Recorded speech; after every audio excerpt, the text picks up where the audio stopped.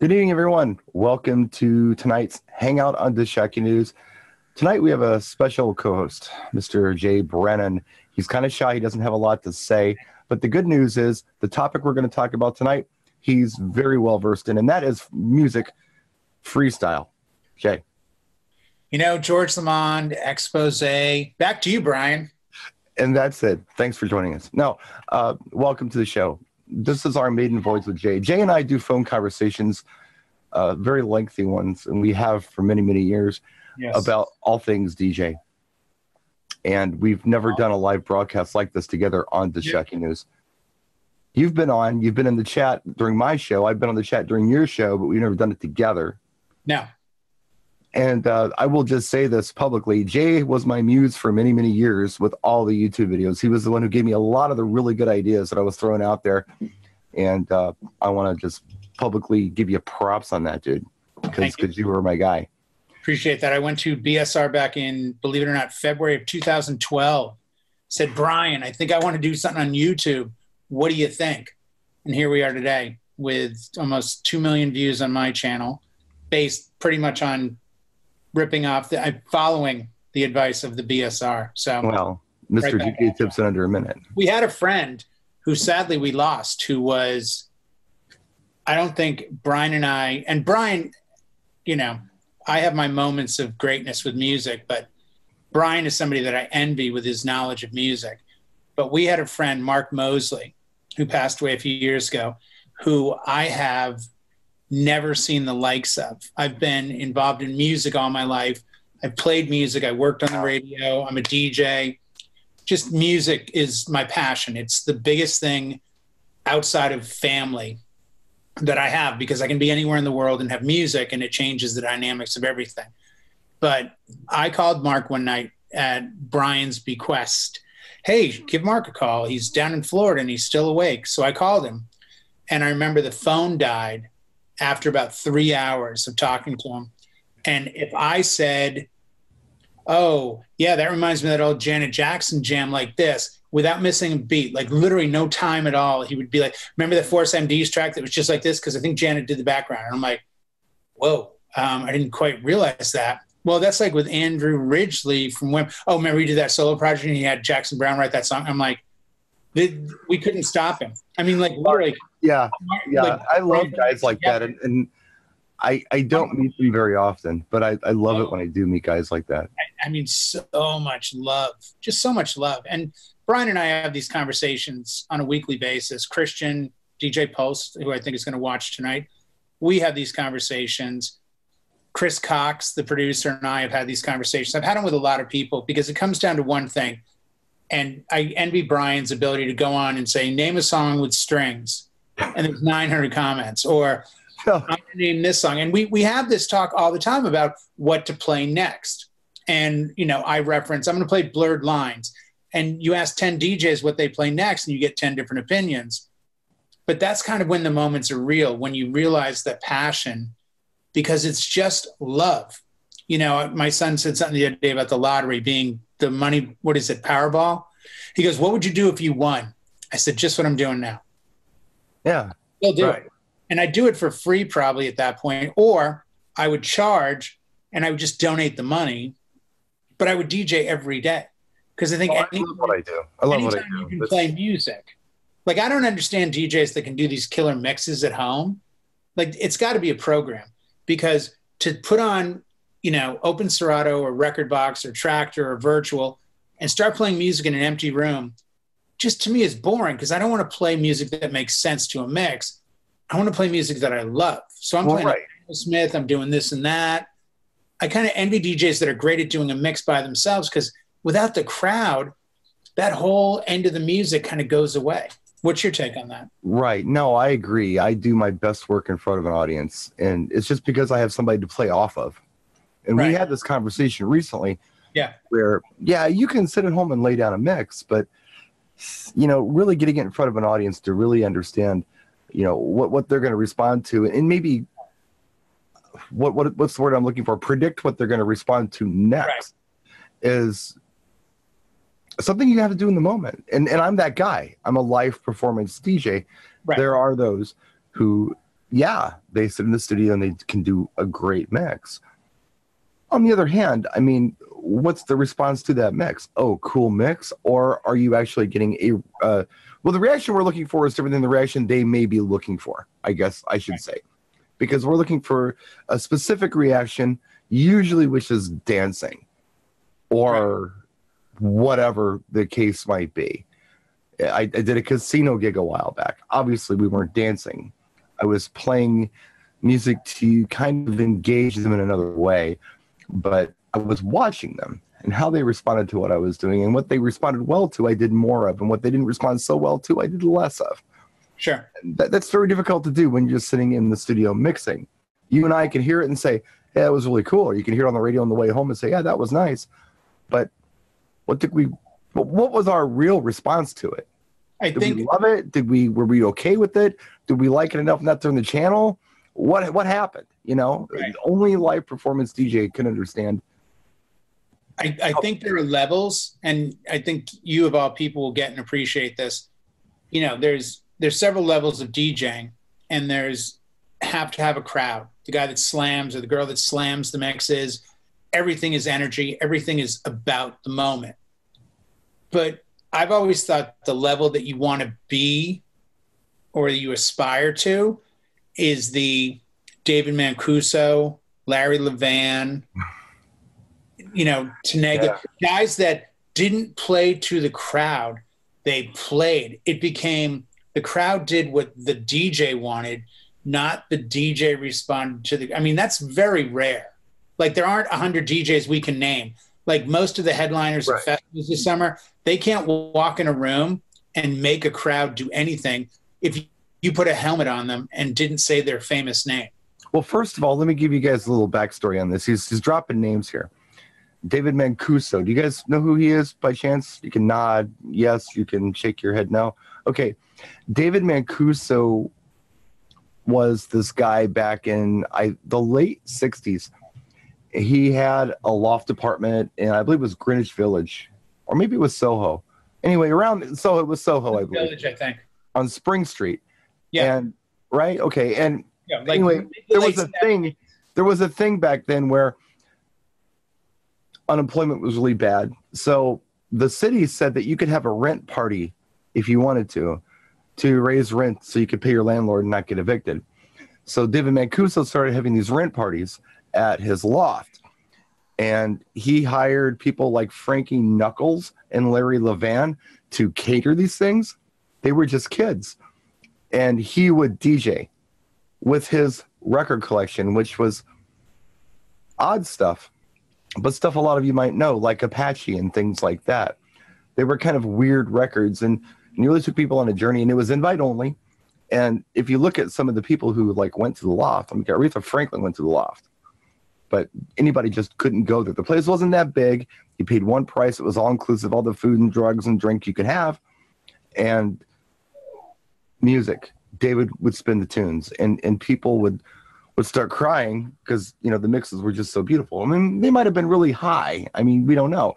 But David was the first DJ as we know DJs. He didn't mix, but he programmed. The club DJ that we know, that this was David. And I was thinking about David Mancuso recently because when we were at Mobile Beat, remember Jay was how do I want to say it? He was having church on the patio, and he was talking to these kids. He said, if you guys don't know who David Mancuso is, if you don't even care about your history, you got no business doing this. You need to get out of here if you don't know who David Mancuso is. And I'm thinking to myself, wasn't I the one who explained to Jay who David Mancuso was 10 years ago? Yeah. Yeah. Okay. I credit where credit's due. But this is the same discussion we had there about music. It's become twofold. There are businessmen and women who run DJ businesses who, as a byproduct, play whatever is the best track to get the crowd going. They could put 200 songs together, send 10 DJs out to 10 events, and be successful. Yeah, I've done it. Right. Just find that formula, and you can just use it everywhere. Exactly. But then there are, oh my God, I love music. The difference becomes when you see someone do something at an event and you respond with a song, that's the passionate DJ. The other one is already making a list of who am I going to hand my business card to? Where am I most likely to get my next gig? And that's fine. I'm not disputing that. You don't, music's funny that way. It's based on passion, my opinion. It's based on love, but it doesn't have to always be embraced. I mean, there's a couple DJs who in my time I've met and said something about, oh, this song, love this song, loving this song. And they looked at me like, yeah, whatever. And I'm like, you're not a huge music guy? And they're like, no. I'm like, why? They're like, well, I just play what I know works. And that's fine. Yeah. There are a lot of DJs like that. A lot. A lot of professions tend to have a certain ideology within the individual in the profession. I think most doctors want to do good. I think most firefighters want to save lives, and most EMTs want to see people get better. You can go right down the list. DJs are a funny thing, though. Right. I always thought we were, like my first mobile beat in 98, I was like, these people all love music the way I do. No, not really. And talking and meeting you 11 years ago, it's the knowledge that then expands where I hang up the phone with you and I get on YouTube and I'm looking up the Larry Levan remix and the David Mancuso. I mean, I've spent days on YouTube watching stuff based on you saying, check this out. I mean, my theme song, Lola's theme. I can't believe of all songs, that song stuck. I don't know why that one did, but that's this. So if you're interested, there's a group called Shapeshifters, and they might be American, but they hit big over in the UK and in Europe in the early 2000s. They had two big hits. One was called Back to Basics. One was called Lola's Theme. And for some reason, that song really resonated with Jay. Resonated with me. And by the way, just real quick, because I don't want to forget this, I want to give a big shout out to somebody. And this shows you where we are in the world, in the market. We're doing DJ Expo probably 6 years ago, 7 years ago. And Brian comes over to me and says, I want you to meet somebody. Oh, I'm like, okay, cool. Just a random dude, baseball cap, glasses, just a DJ. Walk over. I'm like, hey, nice to meet you. Yeah, mustache. Yeah, mustache. Yeah, this is Joey Blue. He's a DJ. I'm like, oh, nice to meet you. Jay's Pioneer thing, this and that. We start talking, and Brian goes, hey, tell him whose song you played for the first time in New York City. He's like, oh, yeah, Madonna. I'm like, wait, what? Joey Blue is a DJ at Studio 54, Cafeteria, Funhouse. Yeah. Regularly attended, knew, I think on a one-on-one level, knew Larry Levan. Well, he went to school with Jelly Bean Benitez. Went to school with Jelly Bean, but said he would go to the garage all the time to see what Larry was doing. And was DJing at Studio 54 when Michael Jackson's management gave him the backtracks for Billie Jean and Thriller, and Michael Jackson moonwalked across the dance floor. They had like a bridge that went from like the Cocaine Moon to the other side of 54 and had him play it, and they left it with him.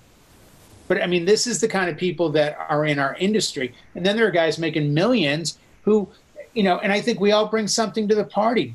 Somebody that doesn't love music but's great at business can help the guy that loves music but isn't great at business. Yeah, it would be me. I'm terrible at business. Like we have to, this all has to kind of come. We can't have factions. So what I would like to do, at this point of the show, is I'd like to open up the floor for questions for Jay. So if anyone has a question for Jay, get your hand up. Let's unmute you and let's hear your question. Robin has a question for Jay. Hey, Jay, isn't Joey just a down-to-earth guy, though? Isn't he? Amazingly nice. He's super down-to-earth. Kindest human being. He lives really close to me. Does he really? My mom. Oh, no way. I talked to him about a month ago. He was buying DDJ 1000 and had hit me up on Facebook and said, hey, can you tell me anything? And I was driving. So I'm like, I'll just give him a ring. Called him. We probably talked for an hour and a half. And I mean, it was one piece of knowledge after another. And the conversation was, oh, that reminds me of this one time at 54 or this. And he doesn't do any of it to be showy. Nope. Like, I mean, I'd have a T-shirt, a suit, and a tie that all said, yeah, I'm that guy that used to DJ at 54.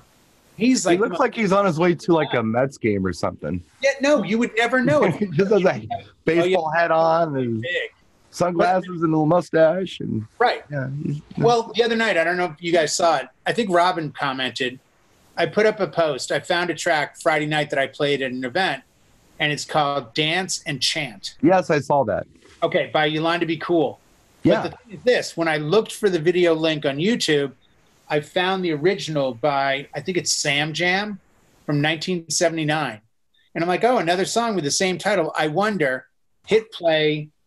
It's the same track. They've just added another kick to it. Right, Now, right. The new one is great, but look where we are.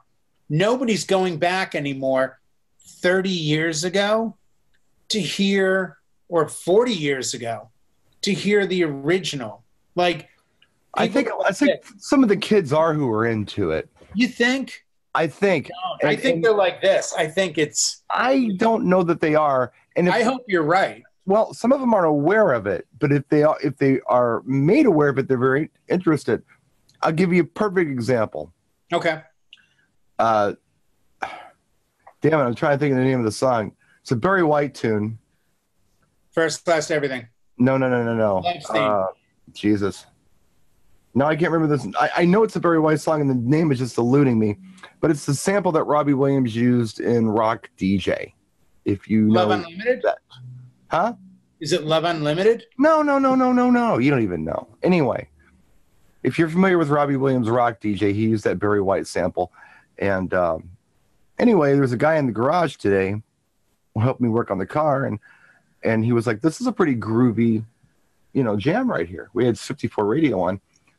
I said, does it sound familiar? He said, no. I said, well, listen to Robbie Williams' Rock DJ.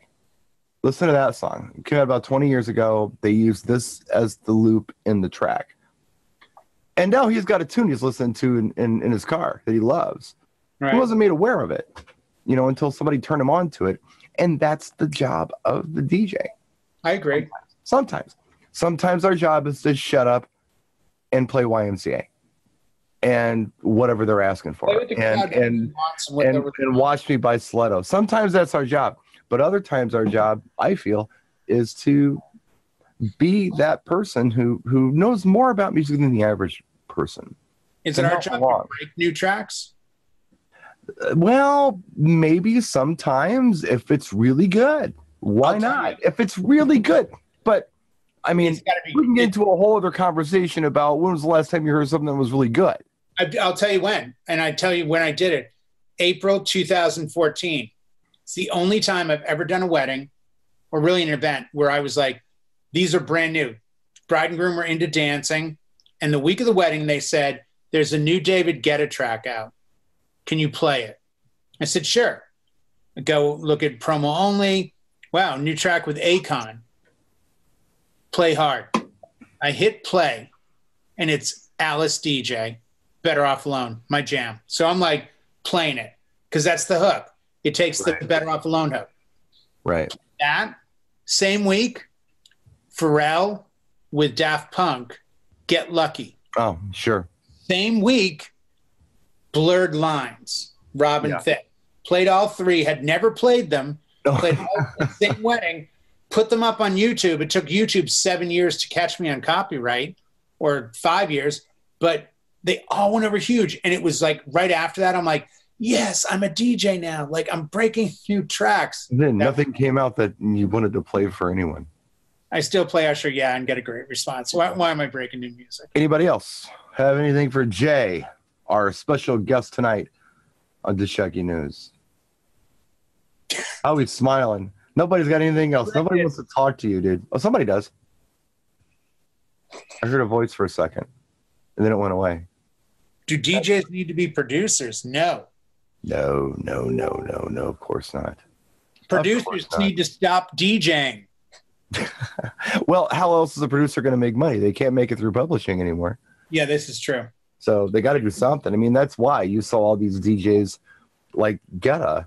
It wasn't really a DJ, but he decided to DJ because how else is he going to earn? Yeah, it's like artists today. I mean, we've talked about this before. He goes out and gets famous artists to do his tracks. He's like, Kelly Rowland was still huge from Destiny's Child. He's like, hey, try this song I'm doing. Rest is history. Plus, he had an awesome singer in Chris Willis. Well, right, but the thing is that even Lady Gaga, I mean, who's huge, needs to tour to earn. Right. Or act or do something else other than just try to sell records, because you're not going to sell any records. I'll tell you how crazy it's gotten. If you didn't know this, you probably do. I have every release Aerosmith's ever put out. Love Aerosmith, Boston. I have a picture of Joe Perry on my yearbook page. Love Aerosmith. Seen him probably 10 times. Say to the wife, hey, Aerosmith's got a residency in Vegas. We should go see them. The last row on the top of the Park MGM Stadium. The nosebleeders. $298. You want to sit down in what's considered the floor? Floor starts at $1,075. And I'll tell you why. Because baby boomers have all the money and they compete for everything.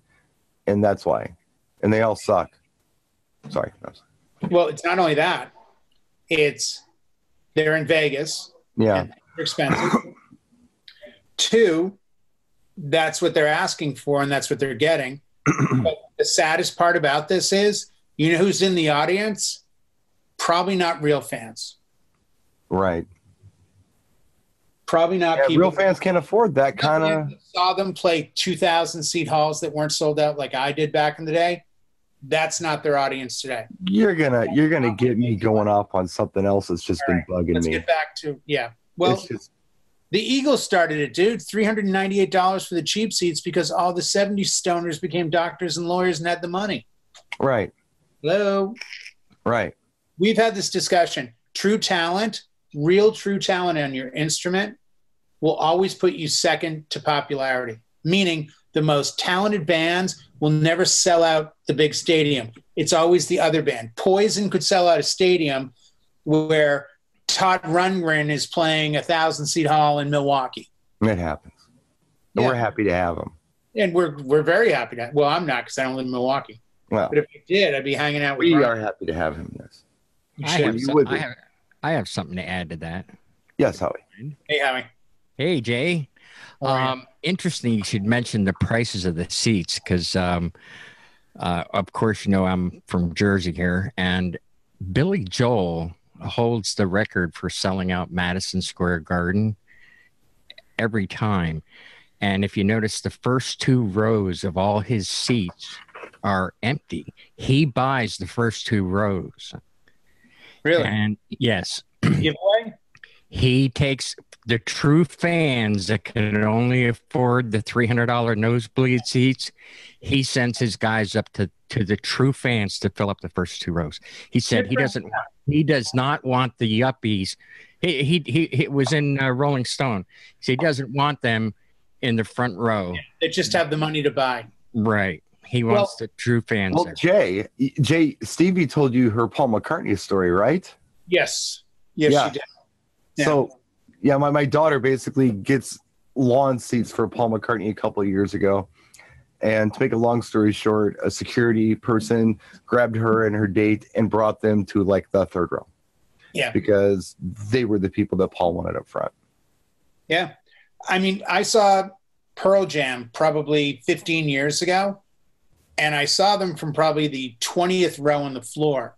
And I said to the guy that invited me, what do I owe you for the ticket? And he goes, it's $22.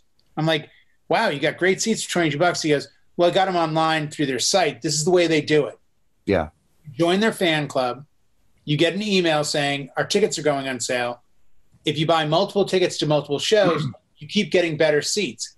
So the 2 drunk guys in the parking lot next to us, who are probably in their 40s, were sitting in the 4th row.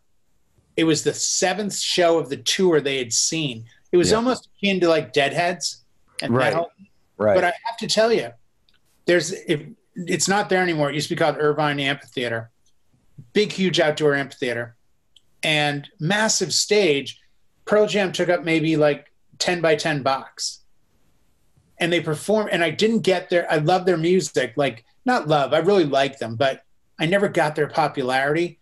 You have to see them live to get it. I guess. They I haven't had the pleasure. They play. At the end of the show, it was announced if you wanted to buy a CD of the show live, recorded from the master, they were $5 in the back. Wow, that's pretty cool. They played Boston about 6 years ago, and they had 3 sold-out nights at what's called, I think, the TD Fleet. This is the Boston Garden. It's not called that anymore, but that's what it is to me. And they decided they would play every single song they've ever released over 3 nights, so people could buy 3 CDs for $15. With all the songs on it. Right. If you didn't go to the show, that's okay. You could buy the CD off their website. That, to me, is somebody that's passionate about music. You know, it's funny. I remember, it must have been 2000 or 97, I think, or 90, maybe it was 96. 96 or 97, I believe it was 97. Prince decided to tour after a long hiatus. And he was doing a show at the United Center in Chicago. And it wasn't a thing where you could call up, you know, Ticketmaster or whatever. You had to call the special number starting at like 10 o'clock in the morning on a Saturday. And you could buy vouchers. You couldn't buy tickets, though. You could buy vouchers. And with these vouchers, you had to go to the United Center, show them your ID. In fact, not just your ID, but everybody in your party's ID. You had to register these vouchers with individuals. They weren't transferable. Wow. And then from there, you went into this gated area where you were issued a ticket, and then you were brought to your seat. It was the weirdest thing. It's crazy. And I did it with my friend Cheryl, and we got the vouchers. Like, we showed our IDs, we got the tickets, we went in, and it was kind of towards the back, you know. So the usher brought us in, and they said, "Okay, come this way." And they kept walking towards the stage, and we thought, okay, it's got to be around here somewhere. No, keep coming. We ended up 7th row center of that show. Wow. And we paid, I think it was like $40 a ticket. Jeez. But the only people who could get in were real fans. I mean, it's cool when people do that. It's really cool when people do that. But by the way, for those of you, as a side note, this would be in parentheses right now, so I'll do it that way. Brian Red has met Prince many times. And no, it's not true. Yes, maybe twice. Maybe twice. Do you know anyone? And meeting Prince. To me, Prince is a very relative term. It's not like meeting your next door neighbor. There are people who are involved in our community who actually worked with him and know him and have had conversations with him. I'm not that guy. I've just maybe in passing. But you know him on a level. I think you guys had a connection somehow. No. I don't know. You're the biggest Prince fan I know. No. I know you stood next to him. No. In another life, I knew people who did work with him and been to Paisley and all that stuff. But no, it's not that big of a thing. It's something we really talk about. There are people here on This Shocking News from Minnesota who have better Prince stories than I have. Oh, please. Yes, definitely. All right. You guys have had the Jay experience tonight. And if you like the Jay experience, please vote. Be sure to like this video when it gets posted on YouTube and leave a comment. And if you'd like to see Jay come in more and just kind of do what Jay does, which is always interesting, let us know and we'll bring Jay back.